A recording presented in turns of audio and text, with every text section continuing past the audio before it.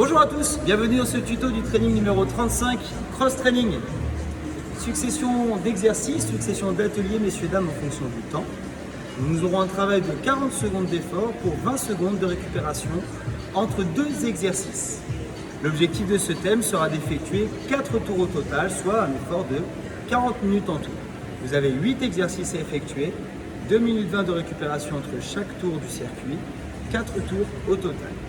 8 exercices, messieurs, dames. Le premier exercice est un exercice composé pour le bas du corps, pour les jambes. On aura un travail à faire entre le squat et la fente. Mais vous allez voir que la fente, c'est plus vraiment sur une seule jambe, et comme on a l'habitude de le travailler. Donc l'exercice, ce sera ça. Je vais vous demander d'effectuer un squat. Squat. Ensuite, je décolle un pied, je viens descendre mon genou, je redresse. Squat à nouveau. Je descends mon genou et je redresse. Donc de profil, ça me donne ceci. Squat, une jambe, squat, l'autre jambe. D'accord? Vous pourrez également faire ce mouvement de cette façon. Squat, ici, flexion, et je remonte. Ça m'oblige à aller plus bas encore. D'accord? Mais sinon, retenez bien le mouvement de base. Un squat, je lève, je pose mon genou, je remonte sur une jambe. Squat, je descends, je touche le genou et je remonte sur une jambe. D'accord? Squat, fente, squat, fente. Le deuxième exercice, c'est les pompes Superman. Les pompes Superman, c'est le fait de faire une pompe plus un mouvement du Superman. Le mouvement du Superman, c'est pour le dos. Donc le but du jeu, travailler d'abord en position de pompe.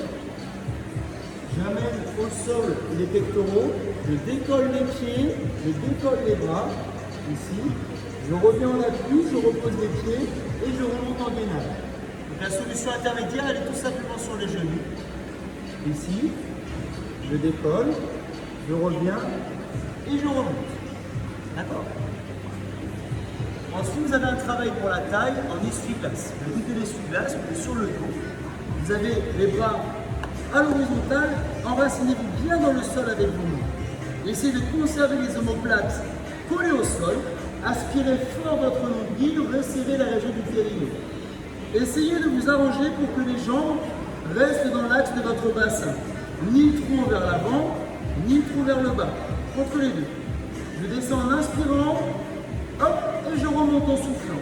J'inspire et je remonte en soufflant. L'intérêt de cet exercice, il est que les jambes restent bien resserrées. Si vous arrivez à garder les jambes tendues, c'est super. Si vous n'y arrivez pas sur les jambes fléchies, si c'est trop dur, vous le faites avec les jambes fléchies ici. Je descends et je remonte. Attention, fléchis, mais pas en laissant tomber vos pieds. Vous laissez les pieds à hauteur de vos genoux. Idéalement, les jambes tendues, mais si vous n'y arrivez pas, les jambes fléchies. Peu importe la distance à laquelle vous allez, idéalement, bien sûr, qu'on essaie d'aller le plus bas possible. Mais si quand je descends, je vois que l'omoplate se décolle, c'est que je suis allé trop bas. Donc respectez, en fonction de vous et de votre gainage, l'amplitude de votre mouvement. Ensuite, vous avez une petite course en montée de genoux. Donc là, c'est un travail cardio. On essaie de bien monter les genoux au-dessus du bassin. On repart sur 4 nouveaux exercices avec des squats latéraux, bien verrouillés ici. Donc, les montées de genoux, pardon.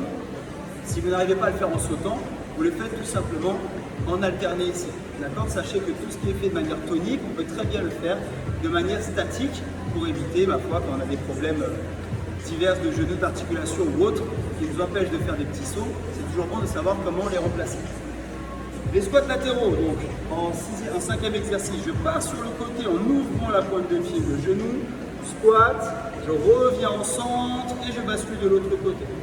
L'idéal, c'est d'essayer de laisser le moins de temps mort possible et d'enchaîner vraiment un côté. Laissez vraiment tomber le poids du corps sur un côté à chaque fois pour optimiser votre travail. Ensuite, vous avez ce qu'on appelle les pompes hindous. Les pompes hindous, donc c'est un mouvement de pompe où on va tout simplement faire des petits mouvements, ce que j'appelle moi des mouvements de poisson en breakdance. Donc, qu'est-ce que c'est? Je suis en gainage sur les pieds, sur les mains. Je dois d'abord remonter haut le bassin et les fessiers. Fléchir les jambes, essayer d'aller frôler le sol et remonter ici. Et je recommence. Voilà le but du jeu. Je peux bien sûr le faire sur les genoux si c'est trop dur. Ici, hop, et vers l'avant, je reviens. Hop, et vers l'avant et je reviens. C'est bien clair? Ça, c'est les pompes à dos. Ensuite, on va travailler le bas-ventre avec un petit mouvement de twist. Donc, le balancier bas-ventre, comme on a l'habitude de le faire, on a les mains bien à plat au sol, je vous demande de descendre et de remonter. Là, vous êtes bien dans votre axe. Et bien là, ce que je vais vous demander, c'est de twister légèrement sur la descente. C'est-à-dire qu'au lieu de descendre bien droit ici dans l'axe, je vais passer légèrement sur la fesse et hop, descendre légèrement sur le côté. Vous voyez, je remonte, je twiste et je change. Je remonte, je twiste et je change. Donc à chaque fois, je ne suis pas sur mes deux fesses quand je descends, mais je suis que sur un côté ou que sur l'autre côté. Je vais vous montrer de profil, histoire de vous le voir. Ici en position, je descends de côté, je remonte, je twiste, l'autre côté. Je twiste, un côté. C'est bien clair? Alors enfin, nous allons terminer avec l'exercice du Froggers. Donc on est en appui sur les mains, en gainage. Et le but du jeu est de ramener les deux jambes et de revenir derrière. Les deux jambes et de revenir derrière. Si c'est trop dur, tu le fais de manière alternée. Mais tu essayes de tenir, d'accord? Si c'est trop dur pour toi d'être au sol, dans ce cas-là, tu prends un appui supplémentaire. Je vous montre avec un step, mais ça peut être fait avec le rebord d'un fauteuil, de votre canapé, la table basse qu'on a mis dans un coin, bref. N'importe quoi qui peut vous mettre au cœur. Ça va être un peu moins dur. On ramène les deux jambes et on repart. Les deux jambes et on repart. Ou alors on le fait de manière alternée. Ensuite, vous avez la récupération et on repart. Si vous n'allez pas au bout de vos 4 tours, messieurs, dames, essayez au moins d'aller au bout de vos 3 tours. D'accord? Les 3 tours sont la base pour essayer de rentabiliser votre circuit. J'espère que ce petit tuto vous sera utile et je vous souhaite un bon entraînement.